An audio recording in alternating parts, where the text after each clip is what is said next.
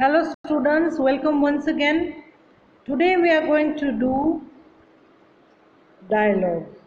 That is dialogue writing. And why do we need to use dialogues? We have seen in newspaper and in printed form there are so many ways people write the dialogues. It can be either two persons are talking in a picture or it's just two people's name and what they are talking. Now, what's a dialogue? Dialogue is when characters talk in a narrative writing. Narrative means someone else is telling you the story and people are talking in it. So, the characters, we name them and we write their dialogues. That is known as a dialogue. Now, when writers write a dialogue, it is usually in quotation marks. There are dialogue tags also that are used to let the readers know that here some character is speaking. So let's explore some rules on how to write a dialogue.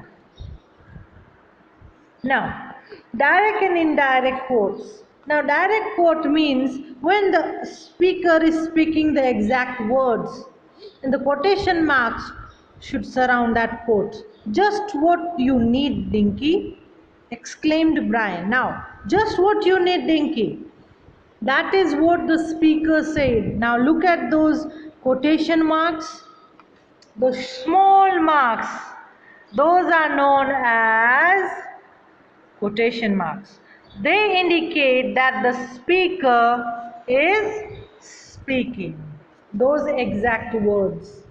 Now exclaim the Brian, that is what the narrator is saying, that this is what, who said? Brian.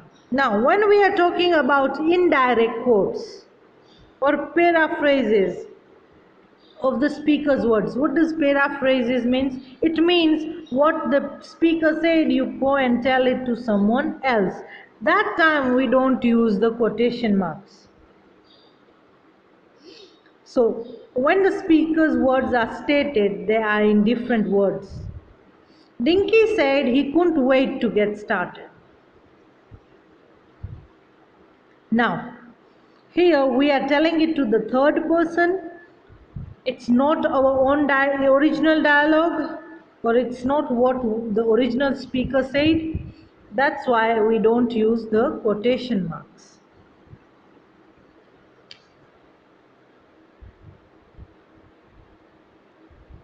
Next, we have a dialogue tag. What's a dialogue tag?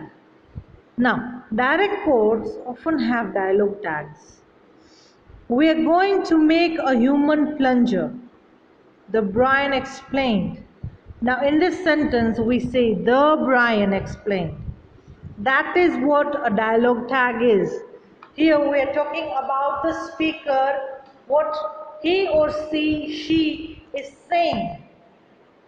What were their reaction or how did they sound with the person's name.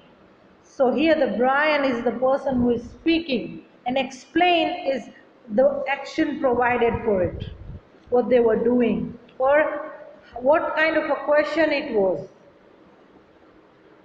or the statement it was. Now, the next thing about it is dialogue tag at the beginning. Now, we can use the dialogue tag in the beginning or in the end. Brian said that lines it up just perfect. Now, you have noticed that the dialogue tag is set off by a comma. Look at this one.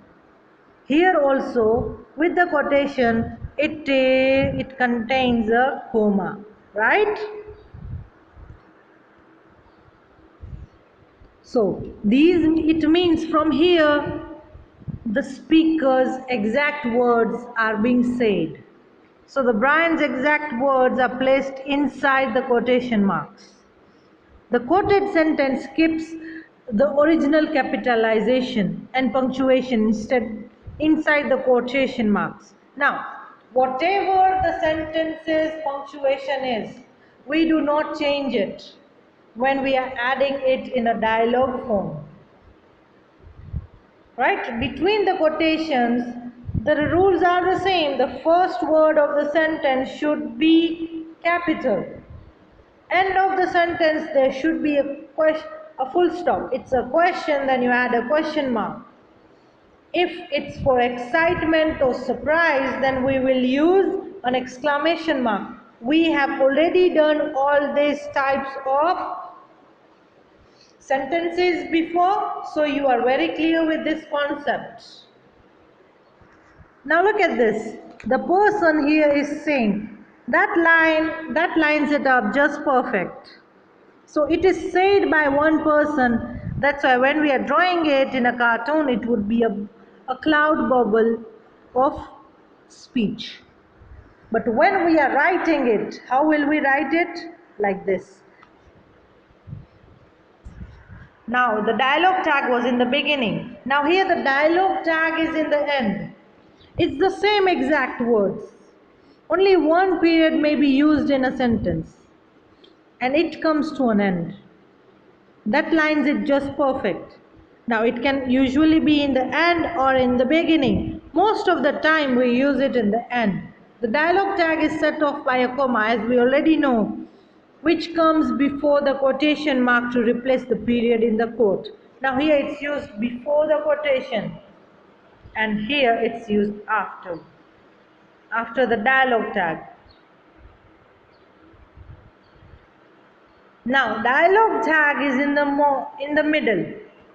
So there are three ways to use the dialogue tag: in the beginning, end, or in the middle. That, the Brian said, lines it up just perfect. It's the same words, but the dialogue tag can vary in the position.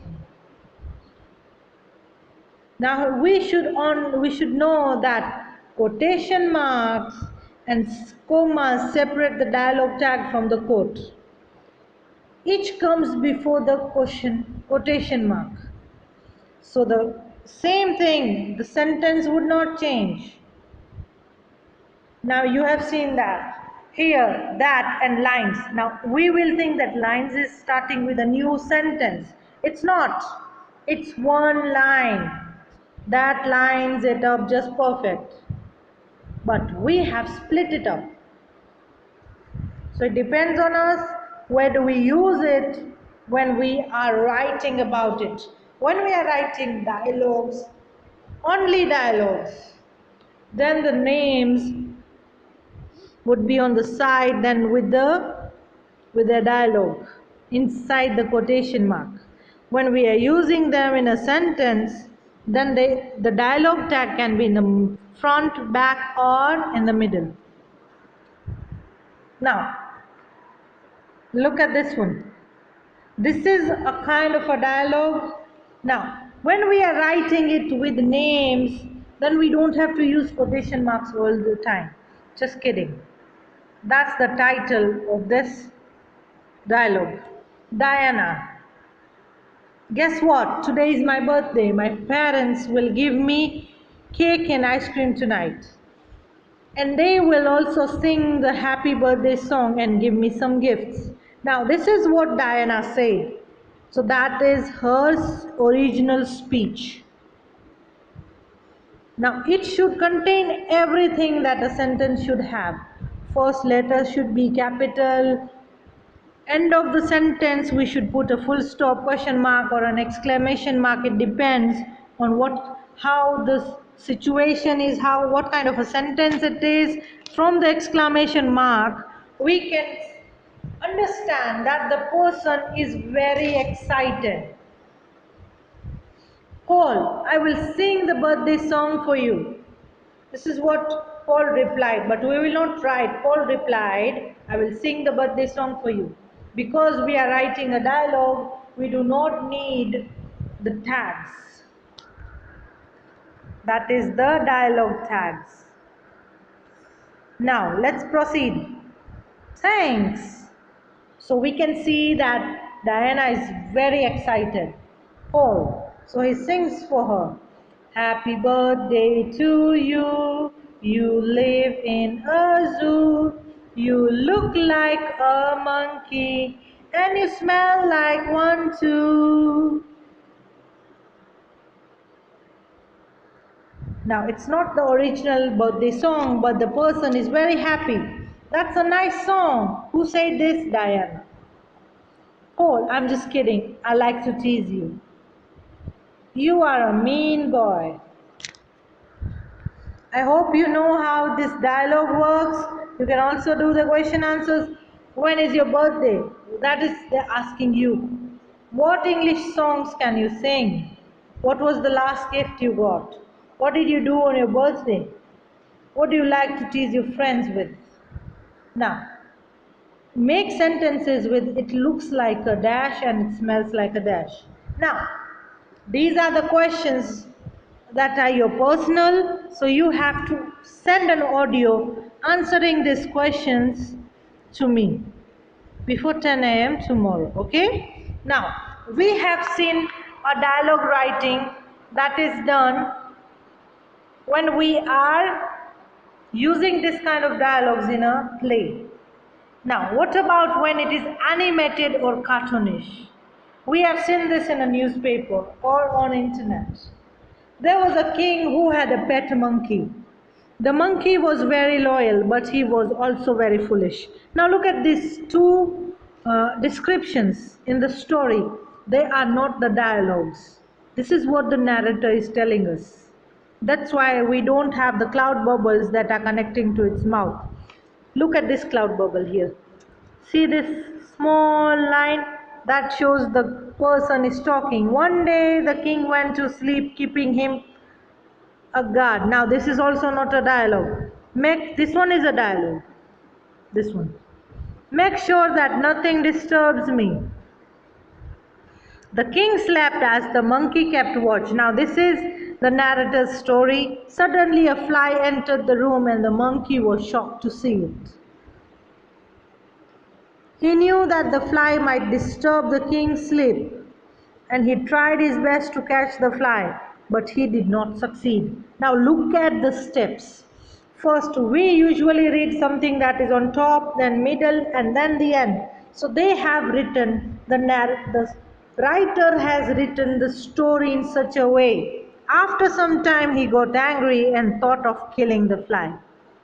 As the fly sat on the king's chest, he took out the king's sword and attacked the fly. The sword missed the fly, but the king was severely wounded. Now, in this form, we don't have any dialogue cloud bubbles. Most of the writing is done by the storyteller. There is only one dialogue, that is this one. So what do we learn from this? Be aware of foolish friend. He can cause more than harm than to your enemy. So they cause more harm to us than our enemies. Now, when we look at the dialogues, look at these pictures. They are not clear, but we can see the cloud bubbles that has an arrow pointed towards them. This shows that the person is speaking. We use this when we have a picture story. But when we don't have a picture story and we are doing a play, then we would prefer to write a dialogue like this. I hope I'm very clear. So, for dialogue writing, you have to write a dialogue of your own for 10 lines, that is 2 people saying 5 lines. You also have to answer these questions and send its audio to me. So this is your homework for today. You have to send this homework before 10 a.m. tomorrow. That's all for today. Bye-bye.